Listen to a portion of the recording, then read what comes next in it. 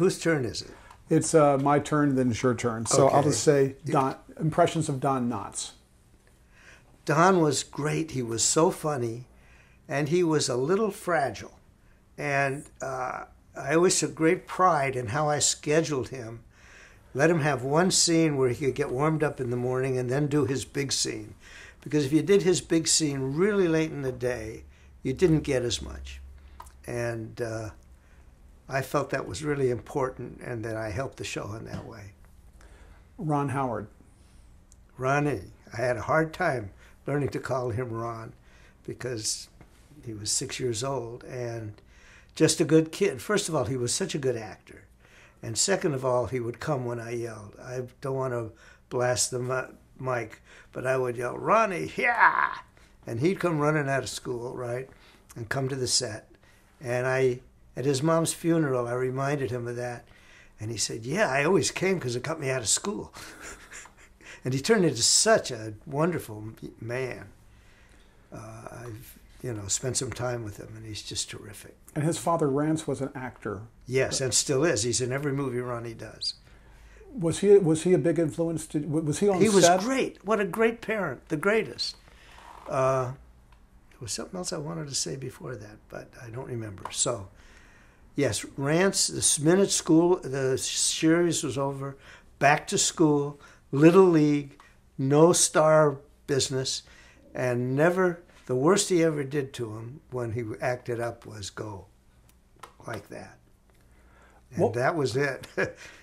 What did you observe about the relationship between Ronnie Howard and Andy Griffith when they weren't acting and when they were acting together? I don't have an impression of when they were not acting. When they were acting, it was great. And one thing I wanted to tell you, at the end of the first season, the crew chipped in and bought Ron Howard a swing set. And he cried when the show was over. And B, Frances Bavier. She just did her stuff, She had a little Studebaker when they had those like double-ended Studebakers. And she was fine. I never saw any problem at all. She did her stuff with her pop beads, pearls. But the funniest thing was, one day they found a guy had drilled a hole in the back of her dressing room. They were just little canvas dressing rooms on the stage, wooden squares, and was peeping at her. And somebody caught him, and this guy went running out and running up the street of the studio. And there was a cop at the gate, right? And everybody, Harry, stop that guy. And Harry had a gun. And Harry was and he pulled out this gun and fired it into the air and almost had a heart attack.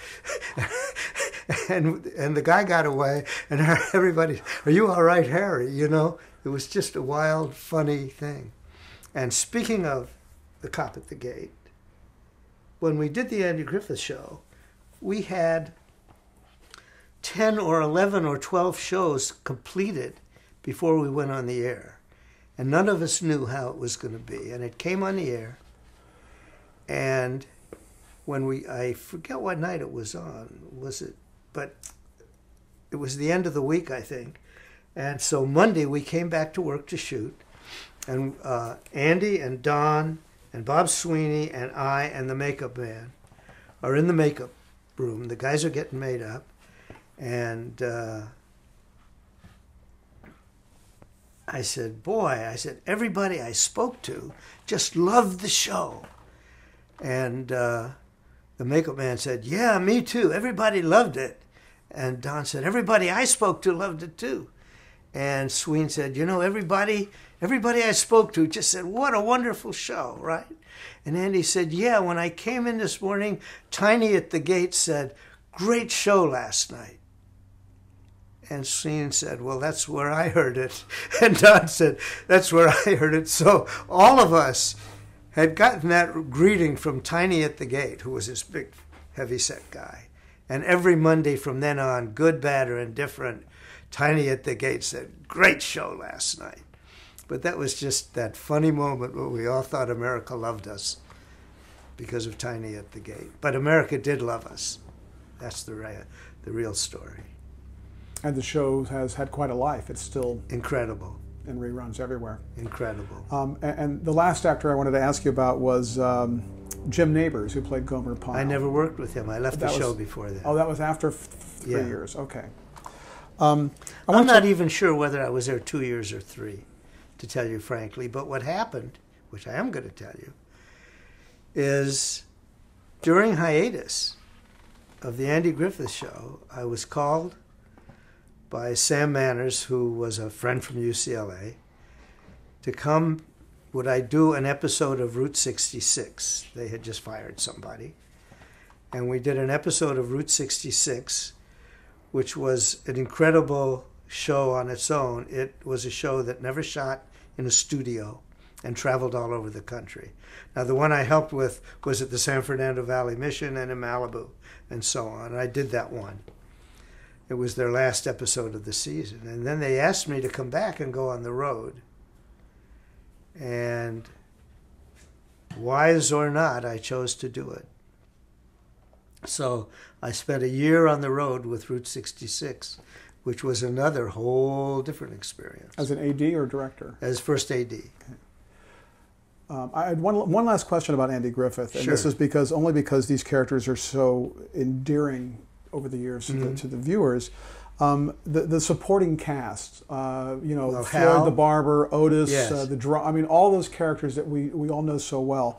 What was that like? What were they like as a group? They were all veteran actors, but how did they integrate into the show in terms of how that production went? Well, each one of them, and none of them were real young, it was just the gift of a lifetime, those parts. The guy who played the mayor, who wasn't there that much, but there were old, I think, MGM movies where he was in every one, And Floyd the barber just came in and he was it, And what's his name who played Otis? We became very good friends, and I can't remember his name, and I apologize to him. But an interesting acting tidbit. There was an episode where Don was going to play a drunk I think it was with Otis or without Otis, I don't remember. And we rehearsed the scene, and it wasn't working, And nobody could quite put their finger on what was wrong. And finally, Sween, I think, came up with it, or maybe Don himself, that it was Don Knotts playing a drunk. It was not Barney Fife playing a drunk. And as soon as that got hit, we had it. And it was wondrous. But those are the kind of things you pick up along the way and write them down and put them in your wallet. Let's talk just briefly about your transition from being a first AD to being a director. Was being a first AD a tremendous help in what you got to observe in becoming a director? Well, the biggest problem was that I didn't have me for an assistant when I started directing. Because I thought, working with other assistants, I thought, boy, I was a damn good first. How I got to direct was Bob Sweeney. Bob Sweeney left the Andy Griffith Show while I was on Route 66. When I came back, he was making a pilot for CBS with his own company. It was called Hey Teacher. It was about a young man coming to be a third grade teacher. His first day, so to speak. Dwayne Hickman, Dwayne, who had been a Dobie Gillis guy, right? That was Dwayne. Dwayne was the teacher. We had a wonderful cast. Wally Ford, an old character actor, was the school janitor, maintenance man. I forget the lady's name who was the principal, and we had a bunch of kids. And I was associate producer and first assistant director. We made the pilot. It was really good. It went back with Bob Sweeney to CBS to Jim Aubrey, and Jim Aubrey rejected it. And Bob Sweeney came home kind of brokenhearted and got a call from Jim Aubrey saying, Bob, I would like you to produce a series that a friend of mine is doing. It's called The Baileys of Balboa. The Baileys of Balboa was one written page. That was The Baileys of Balboa. And Jim Aubrey had given this show to a friend of his as a gift, Keith Brissell, who was an actor. And it was Keith Brissell's company, and this was our assignment. And I was associate producer again. And Gary Nelson was the first assistant. And Gary and our careers crossed and went parallel for a long time. And we did this show, The Baileys of Balboa. We did it. I devised a plan where we would do all of the location in 1 week, that we would shoot 6 weeks and then do a 6-day week in Balboa of the location for the 6 shows. And we got a lot down in Balboa. We built a dock. We bought a boat, an old, what they called a Monterey Fisherman, about 30 feet long. We painted it blue and bright blue and called it Bailey's Landing. And we would put the house up, the set, and shoot for a week and take it down. We couldn't keep it there. And Bob Sweeney gave me 3 to direct, and he gave Gary Nelson 3 to direct, and he started both our careers. And that was The Baileys of Balboa. It lasted 1 season. That was it. What do you remember about the first day you came on the set as a director, not as a first AD? It was very simple and very dramatic. My watch started going 3 times as fast as it ever had. Time was flying by. I couldn't believe it. I knew how long it took to do things on a set. I'd been doing it for 10 years, and boy, it was just going. And we all grew up having to make schedules, and it was driving me crazy. And we broke for dinner, the worst thing that can happen to you, right? And I'm walking to dinner, and one of the crew, I don't know, was a grip or electrician, said, "You from New York?" I said, "No, why?" He said, "Well, I've never seen you before, but you seem to know what you're doing." That helped. And anyhow, we did the 3 shows, and I learned a lot more about editing them. And the next year, Bob did the Patty Duke show. And he gave me half and Gary half, and took us to his agent, got us agents, and we were on our way. And after I had done 4 of those, Jay Sandrich, my buddy, was now producing a pilot he had made called Get Smart. And he hired me for 1, and they liked what I did. And I ended up doing 24 before Get Smart was over, and winning an Emmy. We'll get into Get Smart in one second. I just want to ask you one Patty Duke question. Good. At the time Patty Duke was, at least when you started on Patty Duke, she was still a child actor who had won an Oscar. What was she like to work with, and can you compare that at all to Ronnie Howard in terms of child actors? Okay. Patty Duke was 18 years old when they brought the show to L.A. Okay. Previously, the shows she had done were in New York because the child labor rules were much less stringent. Okay. But once she was 18 and they could do the hours the way they wanted, she came to L.A. They hired Bob Sweeney to produce it. He hired me to direct it. And Patty, to all intents and purposes, was not a child. Even though she was very young, she'd been doing this a long time. If she was any kind of a child, she was a spoiled child. And she was a troubled child. She had a lot of problems with the people who took her from her parents and made her Patty Duke, you know. And I think that's well known and not for me to discuss. But I think she, in terms of her skill and her acting ability, there was no question. She did those 2 parts. She did them very well. They were certainly different, And the biggest challenge to directing that show was scheduling it, to know when to do the changeovers with her, to not end up double going back and forth. And being an assistant director, I went home and figured that all out very carefully. And the production manager had also figured it, or the assistant had also figured it out very carefully. And once they decided that I was going to do it, they stopped doing it, and I did it. And it was very important, and it made the shows work. That actually brings to mind one technical question about that.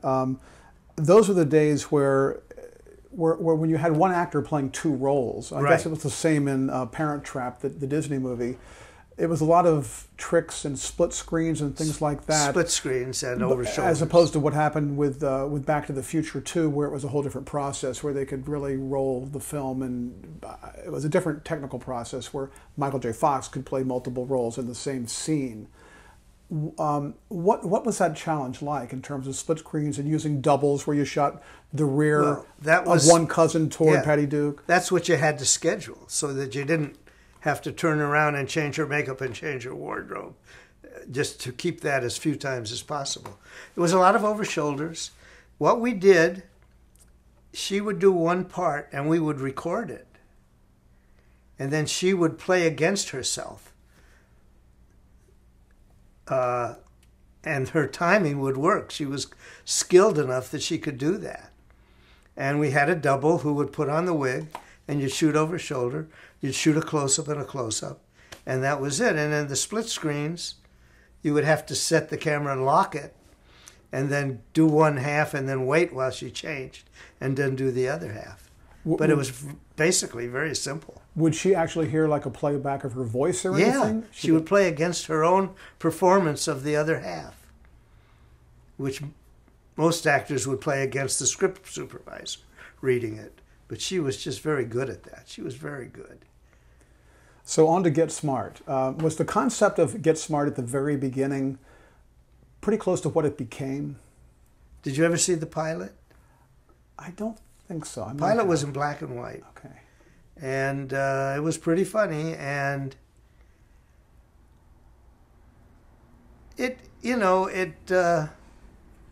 every show grows from the pilot. And so some of his little things, Would You Believe was in the pilot. The old photograph in the keyhole trick. That's the second time I've fallen for it this week. That was in the pilot.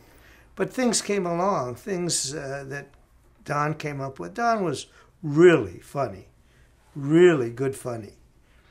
And we'd get into arguments sometimes. And I remember an argument about what happens to the cigar. That's what I remember. A big argument. Call Lenny Stern, get him down here. What happened? Where is that cigar going to go? And then you see the show, and that was it. That was it. Gone. What is it? What were we doing there? A lot of wonderful things happened on Get Smart. Don didn't really learn his lines until we were there. So we'd stage a scene, and I'd say, okay, come in the door. And Barbara would say, gee, Max, this looks like the secret hideaway. And Don would say, Dottie, the script supervisor, and Dottie would say, I don't think so, 99. It's too gray, whatever. And Don would repeat that line. I don't think so, 99. It's too whatever, right? And Barbara would say, well, Max, blah, blah, blah, blah, blah. And Don would say, Dottie. And Dottie would read the line, and he would repeat the line. When we got through with that, he knew the scene. It was amazing. And that's how he did it. And then if there was a joke, we would discuss it, and we fix it, we fool with it, and shoot it. And that's how it worked. And they each had a favorite side, Don wanted to look right, and Barbara wanted to look left. And Barbara was also taller than Don. So she would sort of stand with crooked ankles to be not quite so tall, bend her ankles over. But she was great. Everybody had the characters. And the chief, Ed Platt, They never found anybody to replace him. Never. In all the different versions, whatever. He just had it, whatever it was, the way he treated Max. That you could believe he put up with him because he did good, but oh my God, I have to put up with him, you know, and yet I have to protect him. Had you worked with, or did you know executive producer Leonard B. Stern before Get Smart? No, that's where we met. But I did a lot of work with him subsequently. Who created Get Smart? Well, Buck Henry with Mel Brooks. But Mel came around once and wrote one script, I think, but he was not day-to-day with Get Smart at all. Buck was. Buck was great. Buck Henry. You know, he and Leonard, and then a bunch of writers. And we just did some really funny, good things. How long did it take for that show to catch on with the public? I don't have a real sense of that. I don't remember it not catching on, you know. I didn't come on until the middle of the first season. And but the catchphrases were like, I mean, they came right away, yeah. I don't have, it was just a success. That's, you know. Was it one show per week in terms of production? Yeah. Yeah, it was a day of rehearsal, 3 days of shooting. And we always had the Friday night frolics, as we called them, in the chief's office. And Don had this strange thing that he would get a name or a phrase and mispronounce it. And you couldn't get him off of it, so everybody had to adjust to it. You know, if the guy's name was Abramson, like your name, and instead he said Abramowitz, which is a big stretch, you know. I've heard it, though. Then that's who it was. So Ed Platt, when we got to Friday night, would always be the chief's office because we had to finish off all the guest actors. And so the 3 regulars would be there in the chief's office. And Ed would have his lines learned. He was complete pro. And then Don would start going, and suddenly Ed had to relearn lines and relearn names until he finally gave it up and would learn it when he played it with Don to see what had become of things. But it was a great show. It was great fun, you know. You'd finish a show, and you'd walk out, and you'd see the props for the next show and say, oh, a bed of nails. Why didn't I get that? And a Chinese screw boot, darn. You know. And we had all those funny things. And the bottom line was honesty. Honesty is the best comedy, is what's written, engraved in my wallet. And it showed itself in several ways. We did a show with a phone booth that drowned people. I don't know if you saw that one. I did it. And originally there was a button on the wall. The prop man had a button with double-faced tape on the back. And you could put that button anywhere and push it and make anything happen. That was a favorite prop. But they had the button on the wall, and Don said, no, no, no, it should be a big wheel like that, right? And that's what we put there. But when those guys were turning that wheel, they were drowning somebody. They had to do it with that evil intent, you know? So what happened is that phone booth worked in the teaser, that a girl was in the phone booth, and she's calling, hello, control, these bad men are doing blah, blah, blah. And as she's talking, there's a guy in the hallway turning that thing, and water starts coming up, and she says, and that's it, right? Now, when Don and Barbara get into that phone booth, they've got 2 pages of jokes. And the opening thing went in 11 seconds. She was drowned, right? So I had to time it out. And it was really funny. That what the phone booth was a tank. It was solid. And they had to climb in through a ladder, and there was a phone in there, right? And there was a hose thing at the bottom, and a big 2-inch hose going to a tank on the other stage. And there was a door open, and the effects man was on the other stage with this tank, and he watched me. We had 2 cameras on this thing stacked with each other, and I'm down next to the camera with my script, and I worked it out with the effects man. Just follow my fingers. 1 is shins, 2 is just above the knee, 3 is waist, 4 is chest, 5 is neck, and that's it, right? Now we're doing the scene, and I've got my script, I've got my cues, and my hand is out here, and I'm watching this, and it's starting out good. 1, 2, God, this is good. 3, yeah, it's working perfect. 4, 5, yeah, we got. He's watching my hand, right? And I'm holding in my laughter. I'm going, and he's watching my hand, and he keeps the water going and blows them right out of the top of the tank. But that was just a favorite of mine. So now, wardrobe, hair, makeup, the whole thing. And we did it again, and it was fine. But that was one of the funny things that happened. Now, Tom Poston was first considered for the role of Maxwell Smart. Can you imagine anyone but Don Adams actually? No, and I think that's been proven that nobody but Don could do it or can. I thought Steve Carell would, but I thought the movie got out of hand. I thought that he let happen what Don always wanted. He wanted to really be an action hero. And Leonard and that gang didn't let him get to that. And I think Steve Carell wanted to be an action hero, and they listened to him too much. Let me name some of the actors and Get Smart, and again, just sure. Quick impressions, starting with Don Adams. Don, it wouldn't have been Get Smart without him. He was funny, and... Any challenges in directing him? Well, when a joke wasn't working, we would really all work hard to figure out a better way to do it. And he was the leader in that, and the best at it, really. Was Buck Henry there often? Was he on set? No, Leonard would come down, mostly.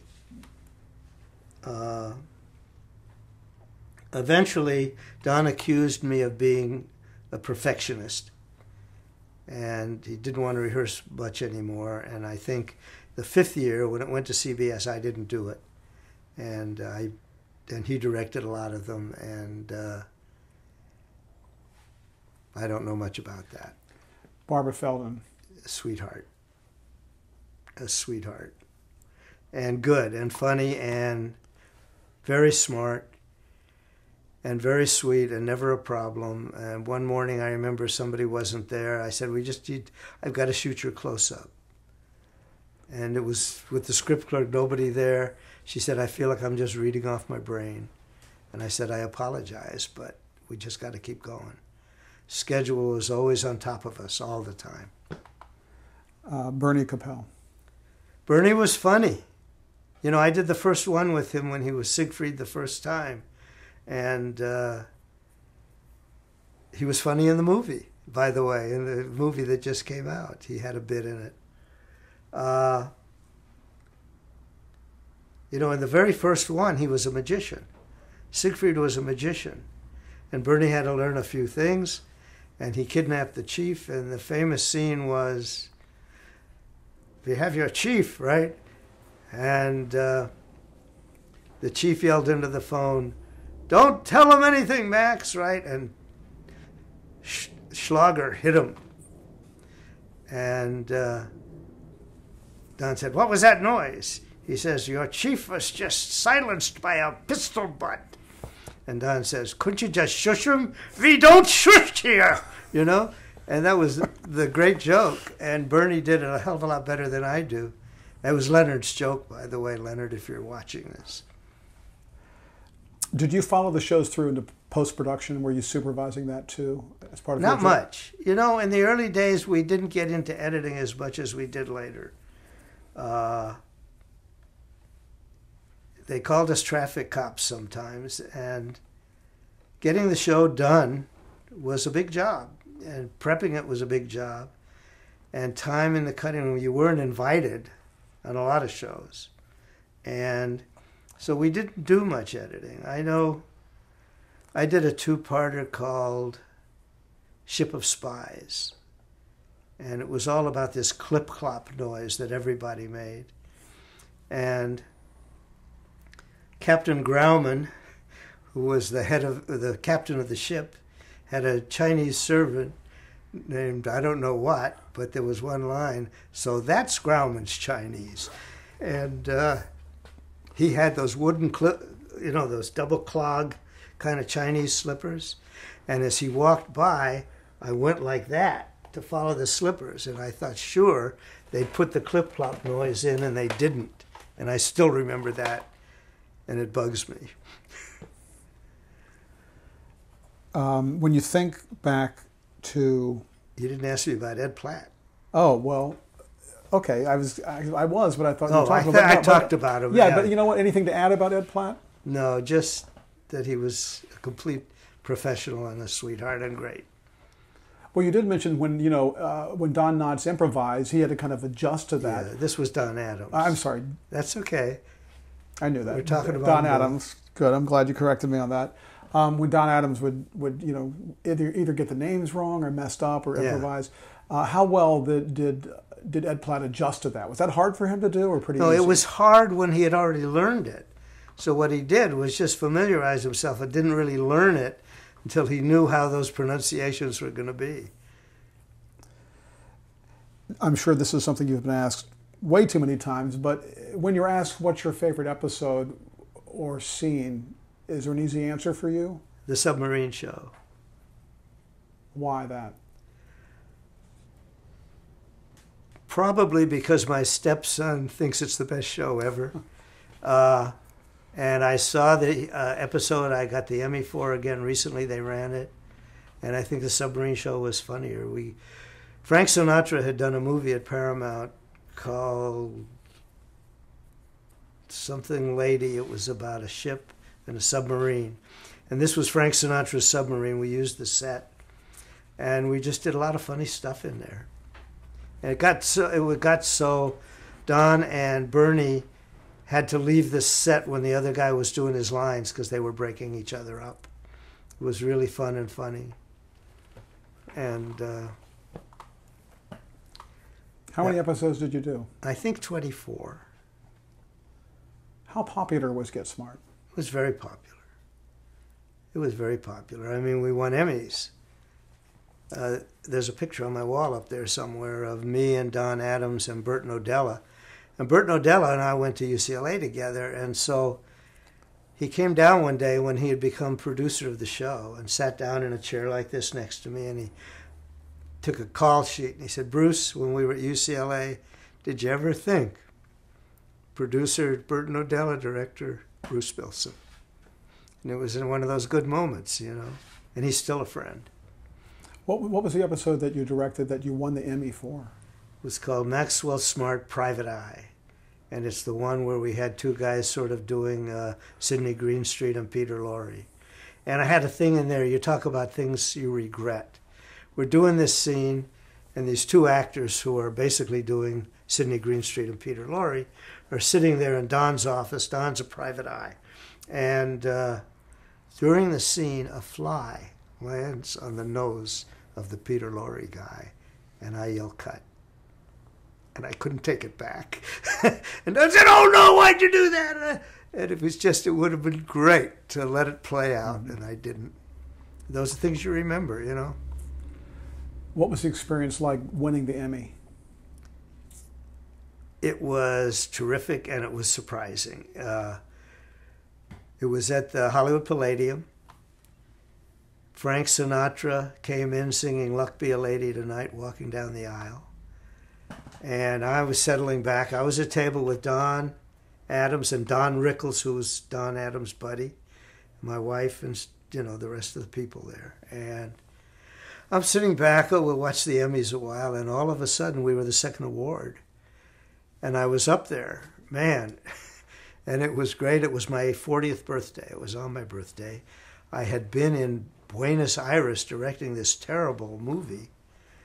And I came home for this.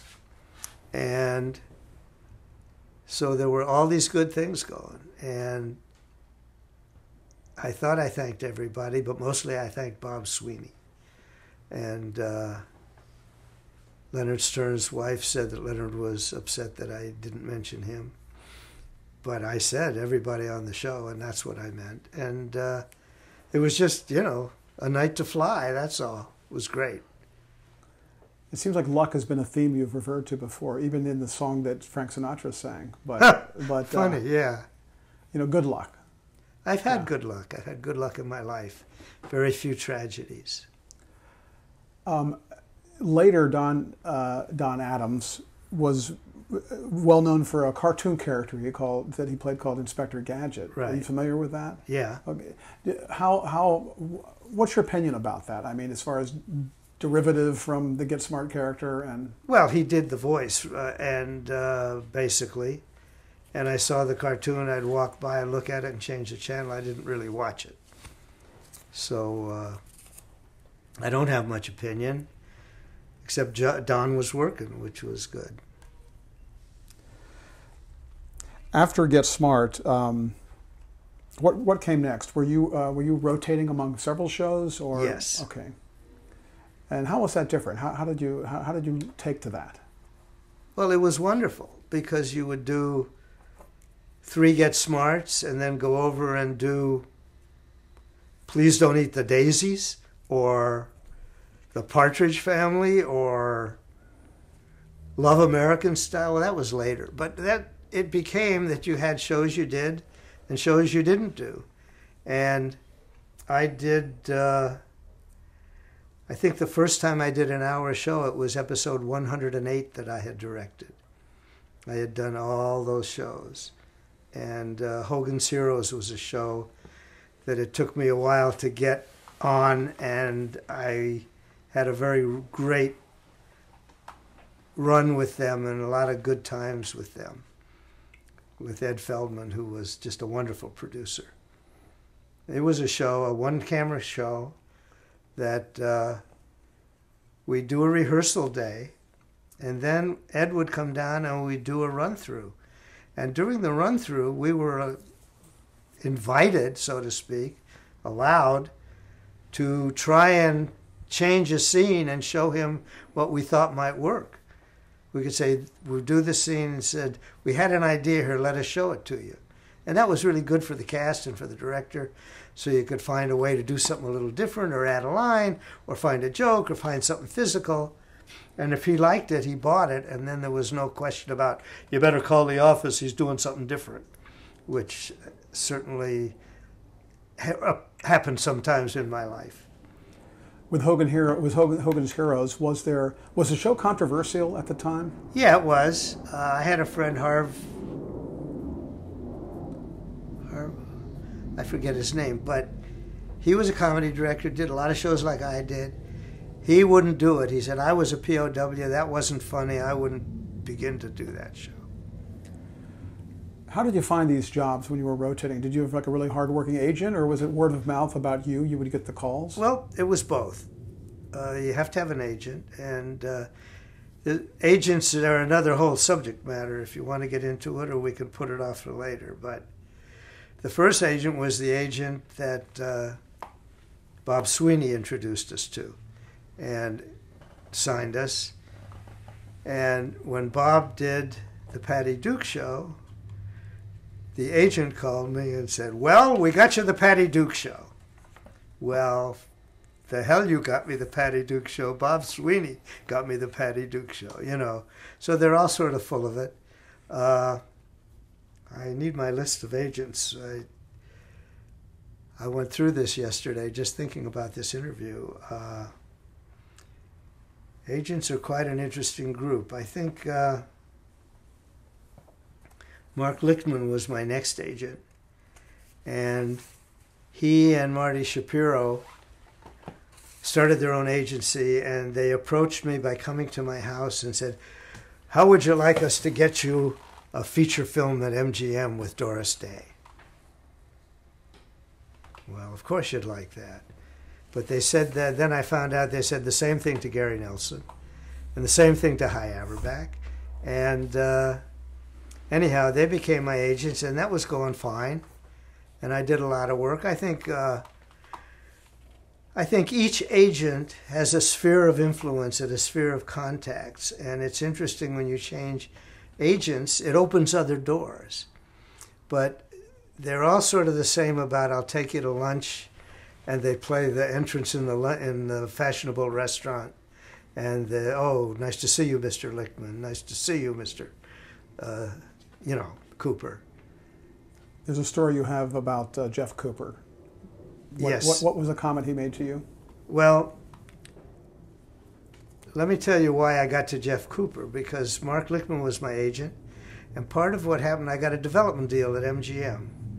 And nothing was happening, but I had an office over there. And I ran into Glenn Larson, and he said, "Where were you? I wanted you for the Smothers Brothers show." So I said to Mark, "What the hell? What, And he said, "If he wanted you, he should have asked." Well, that's not what you have an agent for. So I left Mark, and I went to Jeff Cooper. And things were going great because I was very busy. And he literally said, "Oh, boy, if I had 2 Bruce Bilsons, man, I could keep them both working." And then when things got a little slim, suddenly I was only getting his secretary instead of him. I said, "What the hell's going on?" He says, "Well, I was out buying you a Christmas present." Like that was going to make it work. I don't need a Christmas present. I need representation. And then I went to Ronnie Leaf after that. And Ronnie, we became friends, and our wives knew each other. We went to dinner, we had a good time, and everything was fine. And when I told him I was retiring, never heard another word. Never a hello, never, when are we going to have that dinner? Nothing. So that's sort of how agents are. In terms of your work process, yeah, rotating shows, going back and forth, what was your basic process in terms of prepping for a show, especially if you're prepping for a show you hadn't done before? If I was going to do a show I hadn't done before, I went and met and said, "I'd like to see your favorite episodes." And I would take them and look at them and try and get a sense of what the show, what they liked and what they saw and what they did, right? And then I would get the script, and as soon as I came on, I would try to get to the set, meet the actors, meet the cameraman, the script supervisor, the people you're going to be close with, the operator, say hello. And as my career went on, I never went on a show where there wasn't somebody I had worked with. So the crew, they're all tight. They've been there maybe 3 years together. And somebody had worked with me, "Yeah, he's okay," or "watch out," or whatever. I think mostly they said he's okay. Preparation on an hour show is very different from what I've described on a half-hour show, with a little rehearsal, a little production meeting, read the script, right? On an hour show, there is no rehearsal time. If it's an 8-day show, which they all are now or more, it's 8 days of prep and 8 days of shooting. And you prep with the assistant director, the line producer, the art director, the location manager. And preparation becomes half the time looking for locations and half the time casting. So those are the 2 major things you do. And there's very little time of just sitting and looking at the script and deciding. The other thing that I always made a very important thing was scheduling. I always insisted that I got the schedule, and I insisted most of the times that they make a board with the strips that I could move around, and of course they do it all with a computer now. But scheduling is very, very important, not just for what you're doing in a location, but you've got to deal with the location, day or night, light, morning or afternoon, where's the light, there's all that. But there's also the progression of how you want to do the scenes for the actors. I was on a show called Hotel, and the unit manager made the schedules. And actually, she made a schedule one day, and we had all guest stars. There were regulars and all guest stories. It was like Love Boat in a hotel. And she scheduled a scene where two young people are waking up after their first night in bed together, right? Making love. And that was the first thing in the morning with two actors who hadn't met each other. I said, you can't do that. I don't want you to do that. Well, but we're in that hotel room. Well, then we'll do something else or we'll move to a different hotel room. And the other thing I used to do that I found very helpful, I would go to the wardrobe fittings. I would ask wardrobe to give me the schedule of when the actors were coming in for fittings, because even though I might have cast them that was in a room, hello, and they would walk out and later find they got the job. So I'd come meet them and I'd discuss the wardrobe with them, but mostly I would tell them I'm here, I'm on a flat, and I hate surprises.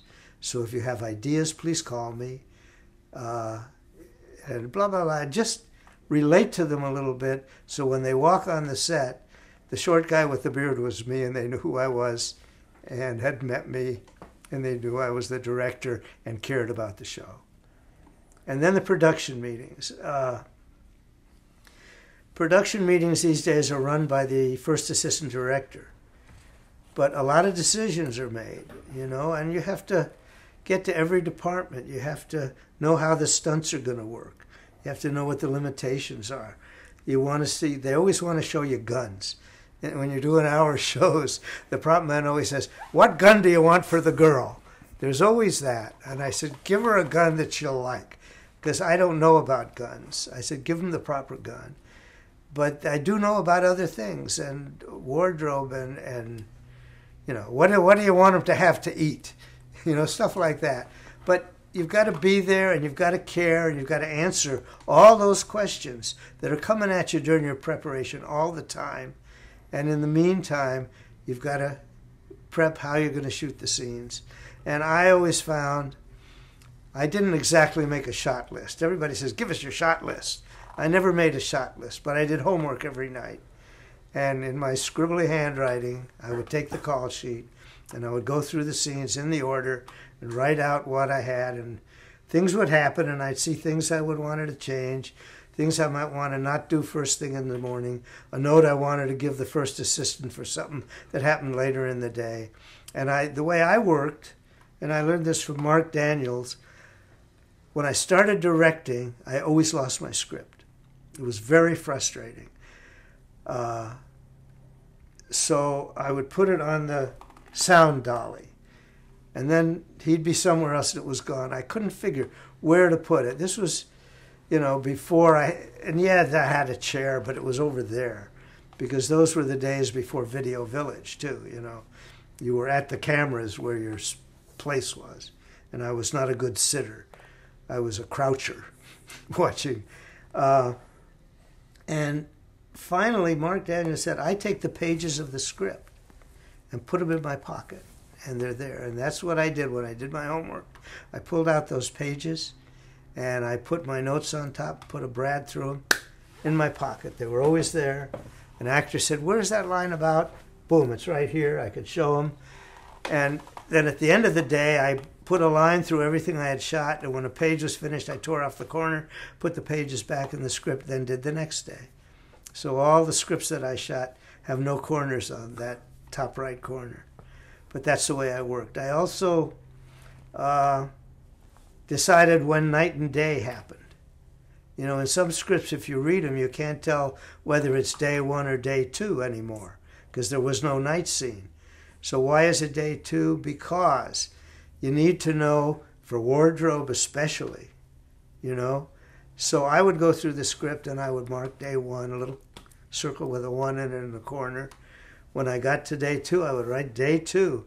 And I would be the one at the meeting that made sure this is where day two starts, right, everybody? Because the only other person that did it was wardrobe. And so sometimes we would disagree, and then we'd talk about it. And whenever I had night shots, I put a big black line down the side of that scene. And whenever I had exteriors, I put a red line down there. And so red and black was night exteriors, you know. But it just helped me find my way. And then on Hotel, which I did a lot of, I don't know if you saw that show, but it was a guest stars with 3 stories going, plus 7 regular kids, actors, Jim Brolin and she'll never forgive me. There she is out there, Connie Selica and Anne Bancroft. Those were the 3 stars. And so I would give each story a color in my script, mark it, so I could jump through the script and say, this is the last time I saw them, this purple line here. So that means that when I do this scene, in between they had that, so I could keep track of it. Because what I've told people who, and I've had a number of people, cameraman, assistant director, say, what's the most important and what do I need to know? And I always tell them, you've got to know the script better than anybody, including the guy who wrote it, because sometimes he doesn't remember what changes and what versions there were. And you got to know what's in that script you've got. And you've got to be able to answer questions from every department. And that's really, really important. And people have thanked me for that. When you showed up on set for the first episode of a new show that you hadn't done before, yeah, was there a key member of the continuing crew that you found to be the most helpful to you, whether it be the first AD or the script supervisor? Well, the first AD you've been working with for prep. So you've got him, and now the DP. And on some shows, the DP has prep. You know, they leapfrog DPs. I first saw that when I did this one episode of Bonanza, and I was very impressed with it. And when my son Danny had those shows in Canada, the Sentinel and Viper, I recommended that he do that, and he did. And that meant that in your prep on those shows, you have the DP with you too. So you have your 2 main guys there. They know you already. But what I found is the crew is just sitting there waiting to see how you work, what you do, if you know what you're doing. And by the first setup, they knew I knew what I was doing, and then it was all fine. I had a funny thing, you know, they have this IMDb now. People look you up. What is it? The Internet Movie Database? Right. Is that what they call it? Right. And so people look you up. I went up to Canada. I had never worked there before. And about the second day, the prop man came up to me and said, I didn't know you were an actor. I said, I'm not an actor. What are you talking about? I don't know. I looked you up on IMDb and it said actor, director. Some movie with Humphrey Bogart. So when I was like 16 years old and my dad was at Universal, he got me a bit in a movie called Conflict with Humphrey Bogart and Sidney Greenstreet sitting at a table, and this snappy little bellhop comes up and says, long distance call for you, sir. That was it. And I've got it. I found the tape one day, and I've got it on tape. It's so funny. And it's followed you all these years, see, because of the internet. But that's what he thought I was an actor. That was it. The entire career as an actor. You mentioned getting the confidence of the crew when you were to them the first time you'd come to a set. Was that the main way you got their confidence? Was just doing the work well, or did you have any director tricks that you would Well, I have my own personality. You know, I always wear white pants. I figured if I'm wearing white pants and I'm going there, they can damn well follow me. I had my little sayings, but, you know, I've got a lot of nice things planned for later, was one. And, you know, I guess I was a character of sorts, and I had some speeches that I made. I hated noise. I hated noise, and I had a speech where I would yell, quiet. And I would say, every person on this stage is here either because they're getting paid to help us make this movie or they're a visitor. In either case, we're trying to work here, and I don't want any noise. If you want to know about the sale on batteries at Sears, go outside and talk about it. And that worked. And the other thing, you know, the business changed so much. Just the physical, how you work changed so much. When I started out, it was a movie camera, and it was not a zoom lens yet, right? And to watch a rehearsal, there was the viewfinder that the operator used and the rack over where looking through the lens, and we could look together and discuss the shot. And you certainly didn't know what he was getting until you went to dailies. Nobody goes to dailies anymore. So let's talk about camera. So that was camera. When I started directing, the crab dolly was already here because it had been created for shows like I Love Lucy, where those dollies ran all over the floor in every direction to their next mark. So there was a crab dolly, but you didn't make many dolly shots because you didn't have time to lay track. And so a dolly shot was like a big deal at the beginning. And then came the zoom. And the zoom gave you a tool to watch out you don't overuse it. But that came. And then color came. And then video tap came. And that evolved into, then the second camera came, which almost every show has 2 cameras now. And Video Village is now 2 TVs. You can watch what both cameras are getting. And there's and it is a village. There's a bunch of chairs there. And now that's your office. Why is there a second camera? Why was a second camera added? To get more, you know, more setups quicker. While you're shooting the master, why not grab one of the close-ups? And as a director, are you? How did you feel about when Video Village came into being, as opposed to being beside the camera, being in front of a bunch of TV monitors? Myself, it bothered me. It took me a while. And then I had a news speech because now there were all these people standing behind me talking. And the news speech is, this is my office. And you're welcome to be here because you're all working here. But if you want to talk about what school your kid's going to, go away. But if you're here, be quiet. I'm working here. Let's talk about some of the shows you did on this rotating basis. I'll throw out a name of a show, okay, and again, sure. you give me an impression or anything you want to talk about that. Well, let me finish talking about the changes in the work itself. Okay, sure. With the 2 cameras in Video Village. And now you're in a different place. Right. I always worked right next to the camera. And I was always in a like focused, leaning forward position. In my mind, I had what I had seen through the lens. That was the frame I was focusing on. And I think the actors sense you there. And in comedy, they sense when you're laughing. Sometimes they can hear me, you know. So being farther from the actors was hard to get used to. And very often I didn't. Very often I would leave Video Village, and I got a little handheld job that I could watch the framing, but I could see, I'm in their face and in their eyes. The framing is secondary, you know?